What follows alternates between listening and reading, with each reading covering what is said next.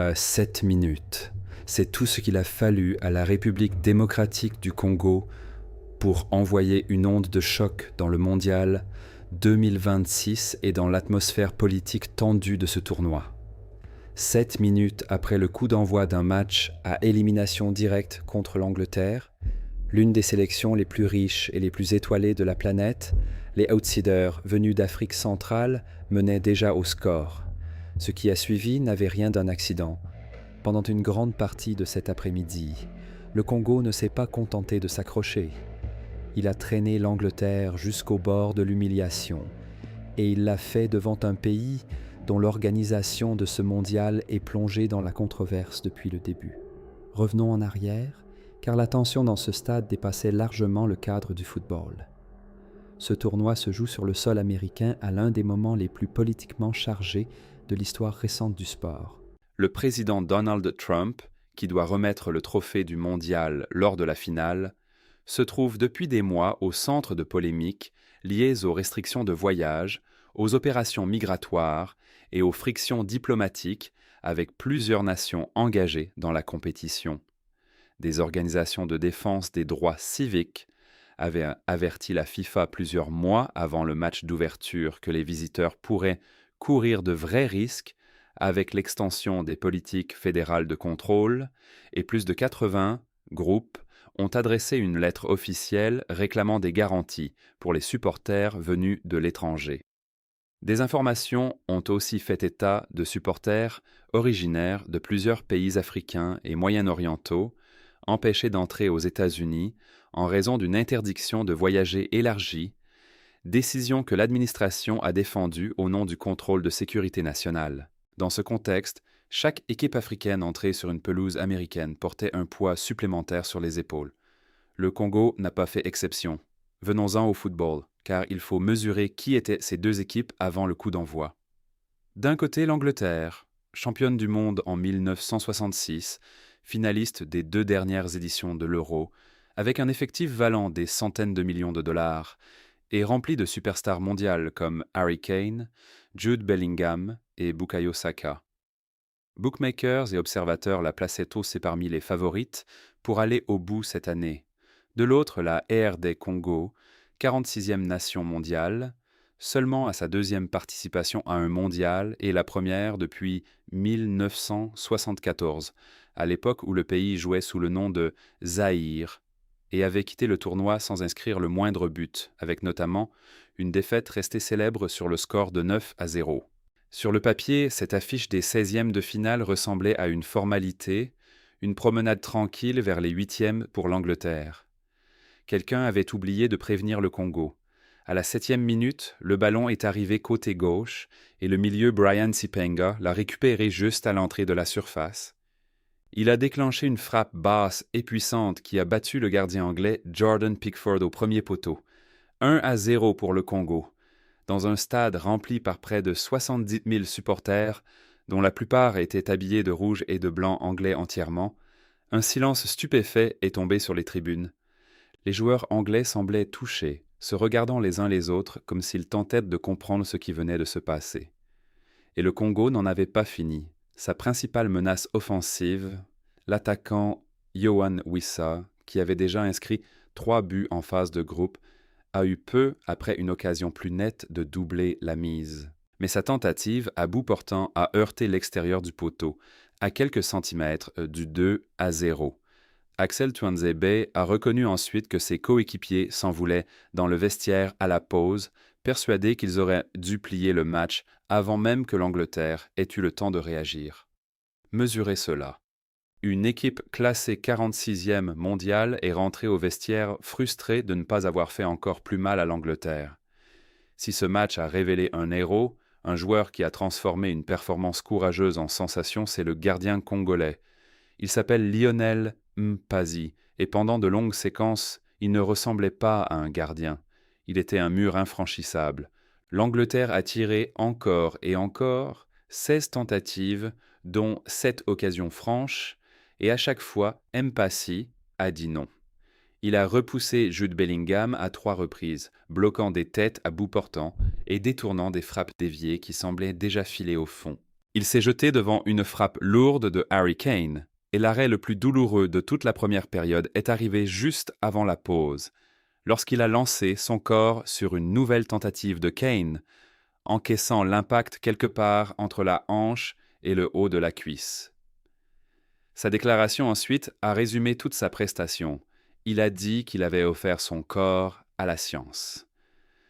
À un moment, Bellingham a été tellement frappé par l'arrêt qu'il est allé enlacer Mpasi, alors que le gardien était encore étendu sur la pelouse, le ballon serré contre lui. Quand l'un des meilleurs milieux de terrain de la planète s'interrompt pour serrer dans ses bras le gardien adverse par respect, vous savez que vous êtes en train de voir quelque chose de rare. Alors qui est cet homme qui a failli éliminer l'Angleterre du mondial presque à lui seul? Lionel Mpasi a 31 ans et son parcours porte lui aussi son détour. Il est né à Meaux, en France, de parents congolais, et il a choisi de représenter sur la scène internationale le pays de ses origines plutôt que celui de sa naissance. En club, il joue aujourd'hui au Havre, dans l'élite française, la Ligue 1, et il est même passé dans sa carrière par le centre de formation du Paris Saint-Germain. Mais l'essentiel de sa carrière s'est construit dans l'effort, en deuxième division française, avec un club modeste nommé Rodez, où il a même marqué un but lors d'un match mémorable.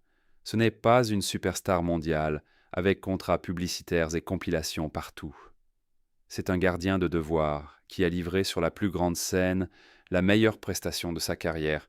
Et ce n'était pas un coup d'éclat isolé.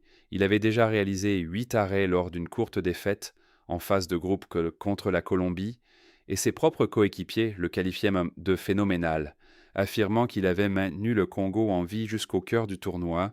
Plus d'une heure, l'impossible a semblé possible.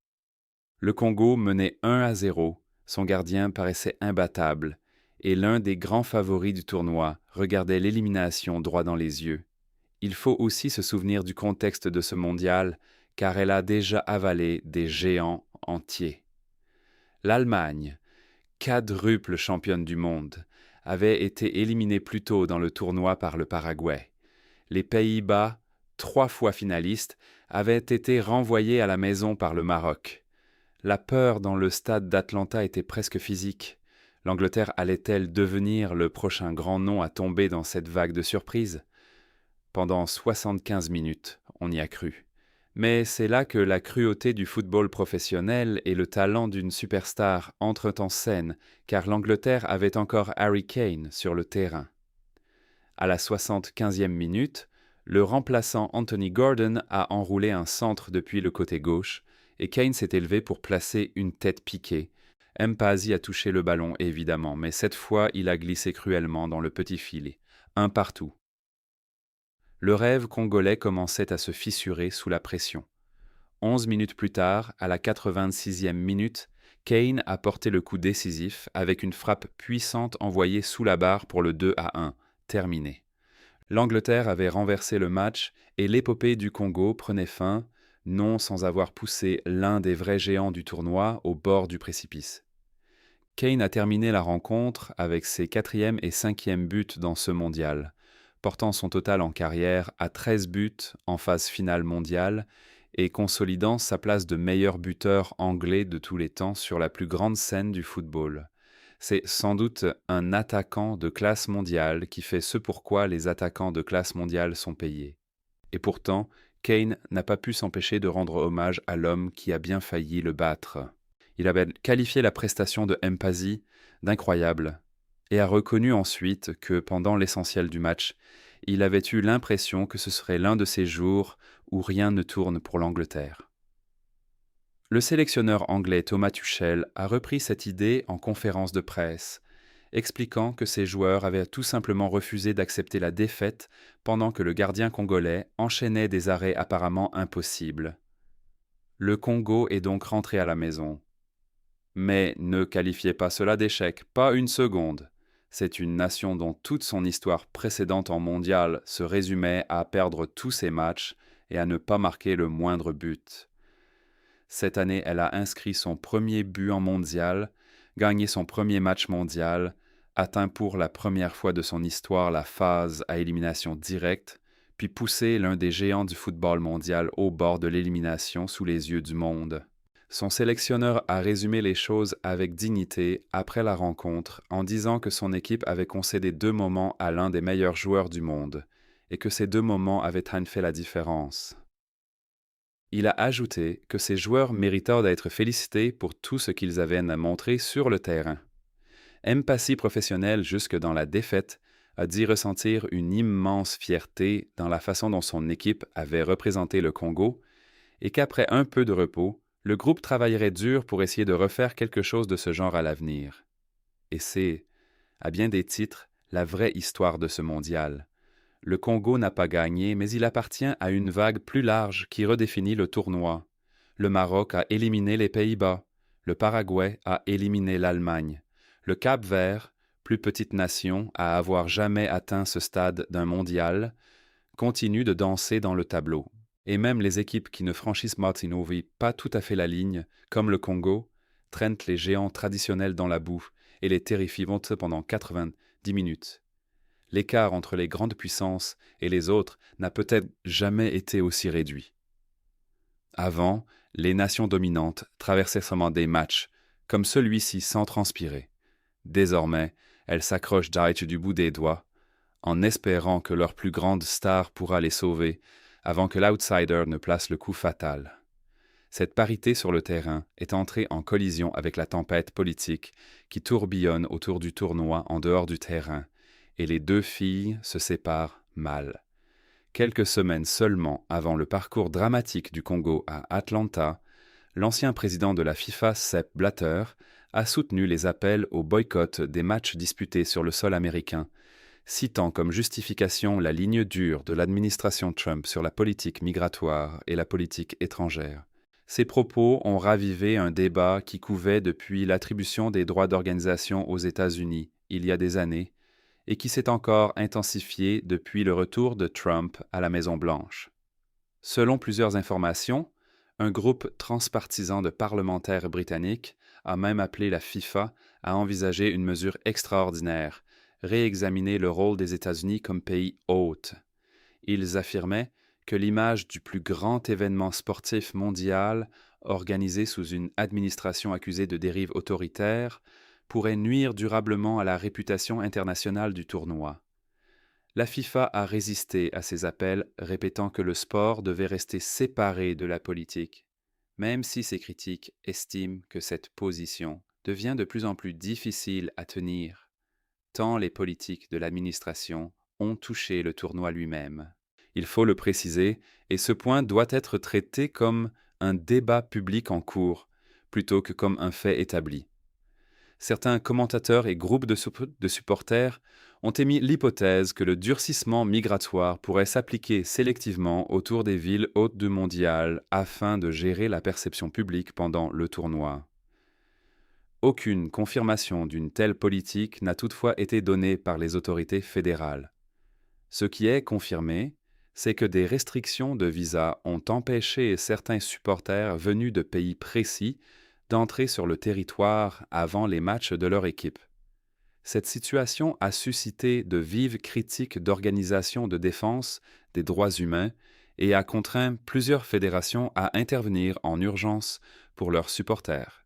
Pour une équipe comme le Congo, venue d'un pays déjà confronté à de grands troubles internes, l'incertitude supplémentaire autour des voyages et de l'entrée sur le territoire n'a fait qu'ajouter de la pression à son parcours historique. Ces troubles internes méritent d'être replacés dans leur contexte, car ils expliquent pourquoi l'exploit de cette équipe congolaise résonne si profondément au-delà du sport.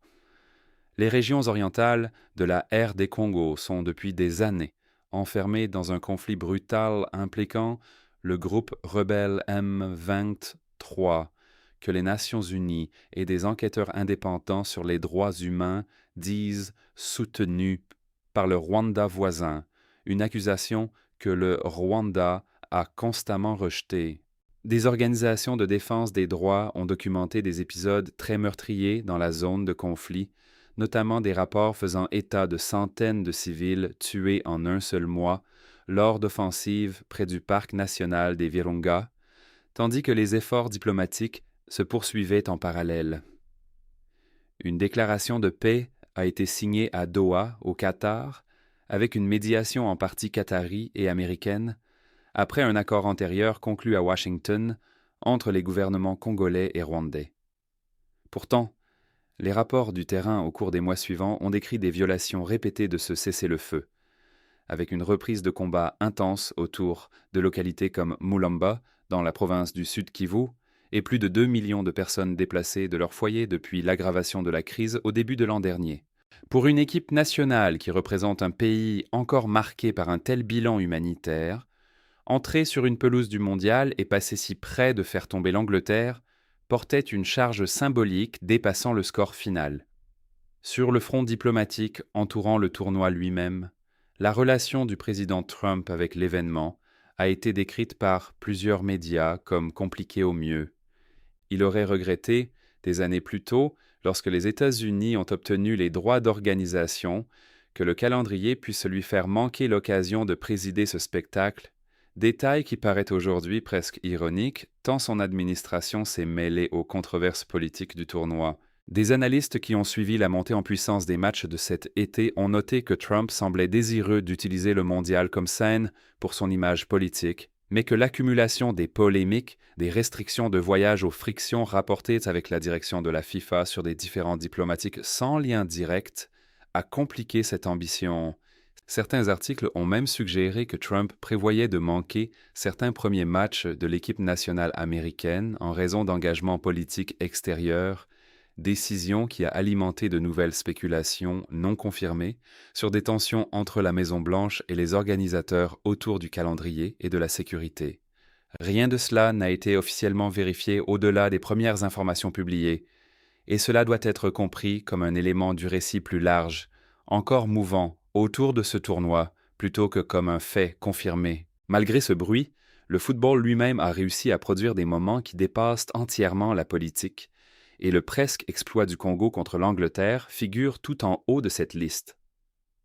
L'Angleterre a survécu, de justesse, mais elle a été secouée jusqu'au plus profond par une nation de combattants et par un gardien dont peu de monde hors de France n'avait entendu parler avant le début du tournoi. Toutes les grandes équipes encore en vie dans cette compétition viennent de recevoir le même avertissement. Il n'y a plus de match facile au calendrier. Les outsiders sont arrivés et ils ne sont pas là pour faire de la figuration. L'Angleterre affrontera maintenant le Mexique, pays co-organisateur, en huitième de finale à l'Estadio Azteca, une enceinte connue pour son altitude éprouvante et l'un des publics les plus intimidants du football international. Un nouveau test se profile, et il faudra bien plus que la seule puissance des stars pour y survivre. Une autre dimension mérite l'attention, et elle concerne le débat large sur la manière dont la FIFA elle-même a géré la rencontre entre sport et politique dans ce tournoi à 48 équipes. Les critiques soulignent que cette édition du mondial, la plus vaste de l'histoire de la compétition, devait forcément être scrutée de près, puisqu'elle est co-organisée par les États-Unis, le Mexique et le Canada pendant une période de relations inhabituellement tendues entre ces trois gouvernements. Des rapports publiés au printemps ont décrit des frictions autour de la logistique transfrontalière pour les supporters qui tentèrent de voyager entre des villes hautes situées dans différents pays, certains évoquant de longues attentes et des contrôles supplémentaires aux postes frontières terrestres que les organisateurs n'avaient pas pleinement anticipés lorsque la candidature commune avait été approuvée des années plus tôt. Le président de la FIFA, Gianni Infantino, a entretenu une relation étroite avec l'administration Trump pendant toute la préparation du tournoi, une dynamique que certains historiens du football jugent sans précédent pour une organisation qui a traditionnellement cherché à projeter une image de neutralité en matière de politique nationale. Cette proximité a suscité à la fois les louanges de ceux qui y voient une diplomatie pragmatique et les critiques sévères de ceux qui estiment qu'elle compromet l'indépendance que la FIFA est censée incarner. Les organisations environnementales ont elles aussi exprimé leurs propres inquiétudes au sujet de ce tournoi, en pointant l'énorme empreinte carbone liée à un format élargi qui oblige équipes, encadrement et supporters à traverser tout un continent pour les matchs, parfois sur des milliers de kilomètres entre deux rencontres au cours d'une seule semaine. Ces critiques se sont ajoutées aux controverses sur l'immigration et les interdictions de voyage, formant un récit plus large. Ce mondial, malgré le football passionnant qu'elle produit sur le terrain, peine à échapper à l'ombre des conflits politiques et logistiques qui l'entourent en dehors du terrain. Le prix des billets a été un autre point de tension constant, avec des rapports publiés pendant les qualifications et la phase de groupe décrivant certains des coûts de moyens les plus élevés de l'histoire du tournoi, excluant de nombreux supporters de longue date issus de pays aux économies plus modestes, y compris des nations comme le Congo, dont relativement peu de fans ont pu faire le déplacement jusqu'à Atlanta malgré le caractère historique du parcours de leur équipe. Rien de ce contexte ne diminue ce que le Congo a accompli sur le terrain. Au contraire, cela rend son exploit encore plus fort. Une équipe venue d'un pays qui continue de payer le prix humain d'un conflit interne en cours, représentant une fédération de football qui dispose d'une fraction des ressources d'un programme comme celui de l'Angleterre, s'est rendue dans un tournoi assombri par les restrictions de visa et les tensions diplomatiques, et elle est passée à 15 minutes d'éliminer l'une des puissances traditionnelles de ce sport. C'est le genre d'histoire qui survit à un simple cycle d'actualité, et il est très probable qu'on y revienne pendant des années chaque fois que l'on parlera de l'imprévisibilité croissante du football international. Pour la suite, le chemin de l'Angleterre ne fera que se compliquer. Affronter le Mexique sur son propre terrain, en altitude devant un public qui sera encore plus bruyant et hostile que celui auquel l'Angleterre vient de survivre à Atlanta, obligera l'équipe de Tuchel à trouver très vite des réponses si elle veut éviter de devenir le prochain titre choc de cette longue série de surprises estivales. Kane, malgré ses exploits contre le Congo, ne peut pas être censé sauver son équipe à lui seul dans chaque match restant du tournoi. Et les interrogations sur la solidité défensive de l'Angleterre, brutalement exposée pendant plus d'une heure par une équipe classée 46e mondiale, ne disparaîtront probablement pas d'elles-mêmes.